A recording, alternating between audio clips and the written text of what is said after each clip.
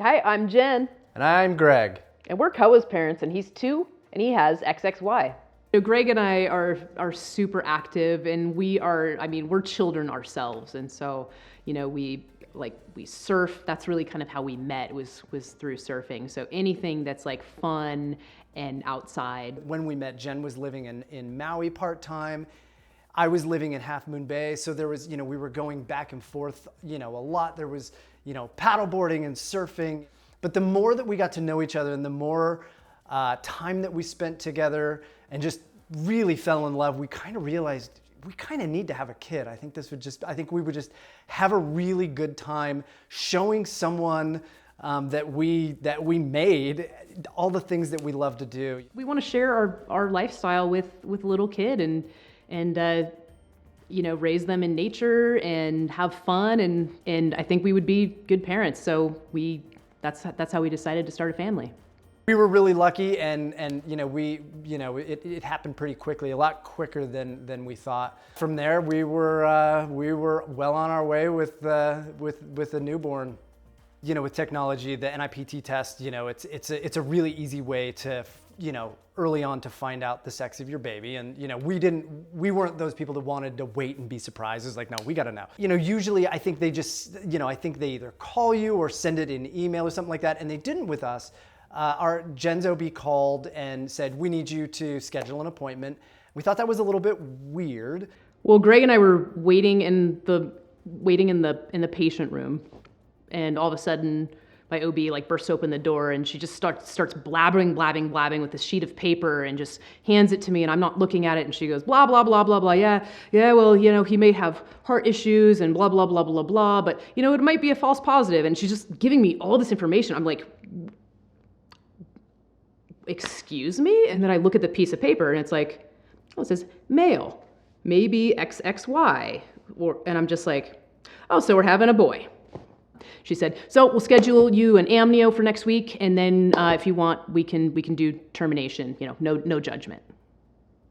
And I was just like, oh, whoa. It was just.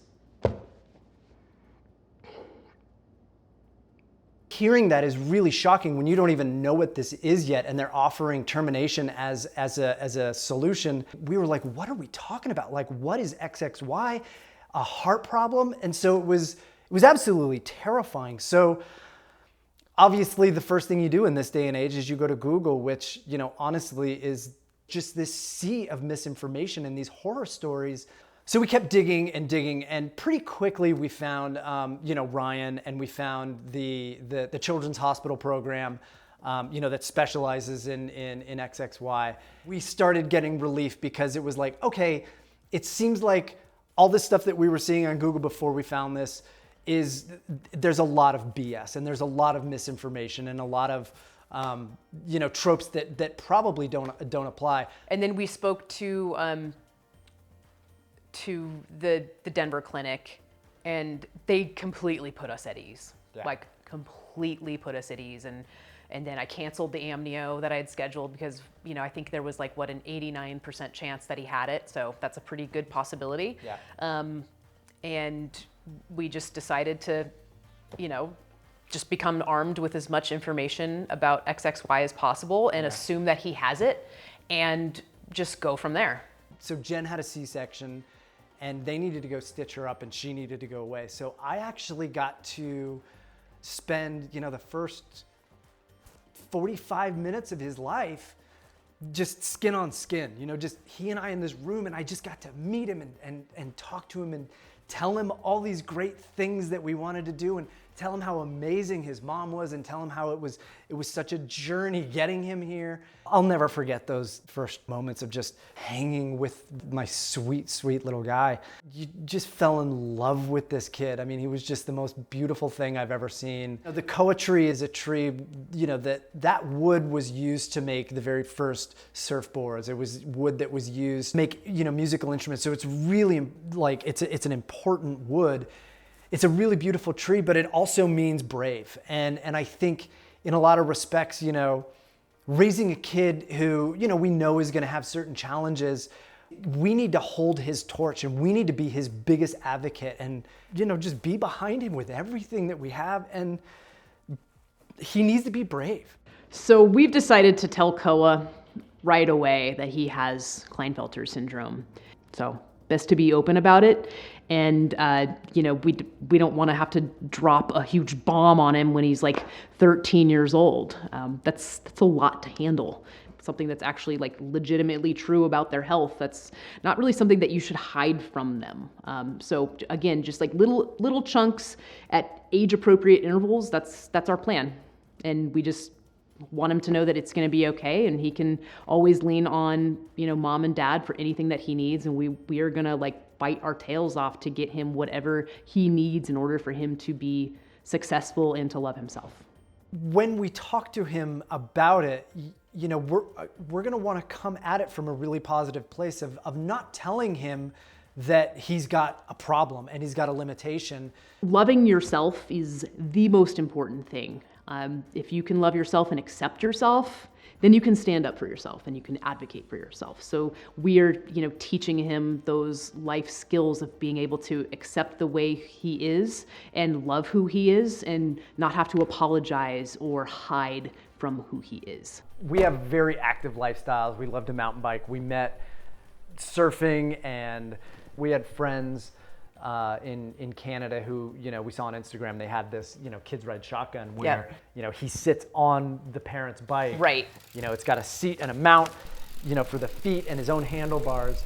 I remember the first time, you know, we took him on a trail and I had him on that, and we were just weaving back and forth. And I thought we were only going to get, you know, 3 minutes in and he was going to get hungry or whatever. Yep. And we just kept going and going, and we probably could have gone a lot longer, but we're Yeah. like, all right, we still have to get back. And he just kept. Yeah. Oh, yeah, every lap he was like, more. Yeah. I mean, just cannot get enough. It's So I he is think very stoked. The word more and bike are pretty hard to split apart when it comes to Definitely. to Koa. We got him a skateboard, and before he could walk, you know, we were pushing him around this, you know, the floor down here on his butt. On the skateboard, we were holding onto him on his hands, and then we took it to the skate park, and he was, you know, from a super early age, you know, again, he wasn't even walking, and we were holding him, going 6 feet up on transitions, and you could just see him light up. He was like, "This is fun. This is amazing." We don't want to push anything on Koa. We want to let it all come from him, but we also want to like support him in any way we can to do the things that we want to do, because we want to get out and show him the world through the lens that we have, you know, through mountain biking and surfing and skating. I remember the first day of camp, I went to go pick him up, and they were like, he legit did not get off his bike the entire time. So when I went to go pick him up, there were like all the kids were just had their bikes over there. They were like eating snacks or like looking at ants, and then like there's Koa on the pump track just pumping along, and I'm like, oh my gosh, what have we gotten ourselves into? I think it was when Uncle Dirk and Jen came, and Dirk was pushing him around on the bike. It just like all of a sudden it clicked, and once it clicked, we haven't been able to get him off the bike. Like we legit have to like bribe him to get him off his bike sometimes. I mean, some days he's on his bike probably cumulatively for like 2 hours a day, maybe even longer sometimes. I mean, sometimes like 3 rides a day. But like obsessed with his bike. We basically changed our mindset from, you know, keeping Koa's diagnosis, not necessarily a secret, but we were like, you know, we're not going to just actively tell people that he has XXY because that's his story to tell. And so that was our mind frame kind of going into it. And then we met Ryan when Koa was 8 months old, I believe. And after meeting him, we completely changed. We did a total 180, and we thought, you know what? If we don't speak up about his diagnosis and tell his story, no one else will. The only way things will change is if we talk about it. And therefore, hopefully I hope that we can inspire more families to speak up about it and be brave and to come forward, because there's nothing to be ashamed about. Like, these kids are just the most amazing little boys in the entire world. Like, why would you want to hide that?